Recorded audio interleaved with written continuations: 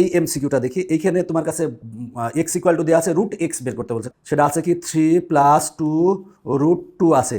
এবার দেখো ইকুয়াল চাপলাম, তবে রুট বের করলে সেটা দশমিকে চলে আসে রুট অ্যান্সার, তাহলে দেখবো 2.41।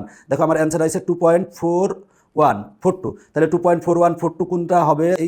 এইটার ক্ষেত্রে হতে পারে, দেখি √2 +1, তাহলে আসে কত? এটা এখানে এটা চাপ দাও, তাহলে 2.4142, তার মানে এটা খ অ্যান্সার। এই অঙ্কটা আর এই অঙ্কটা একই রকম।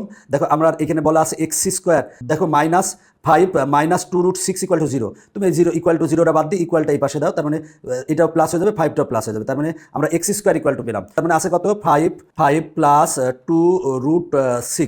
2√6 এইটা আছে, এটা ইকুয়াল দিলাম। এবার যখন রুট স্কোয়ারটা পক্ষান্তর করলে রুট হবে, তার মানে এক্স এর মান আসবে, আমরা রুট অ্যান্সার দিলাম, দিলে আসলো এটা হলো কি এক্স এর মান, তার মানে 3.14। এখন দেখবো 3.14 কোনটার ক্ষেত্রে আসে সেটা দেখি, সেটা হলো যে কয়ের, যদি আমরা অপশন চেক করি তাহলে আমরা কয়ের অপশন চেক করলে কি পাবো? √3, এরপরে একটা স্পেস দিবা, প্লাস √2, এবার সমান দাও, সমান দিলে আসে এটা, এই এসডি এইটাতে প্রেস করো, প্রেস করলে 3.14 আসে, তার মানে ক অ্যান্সার।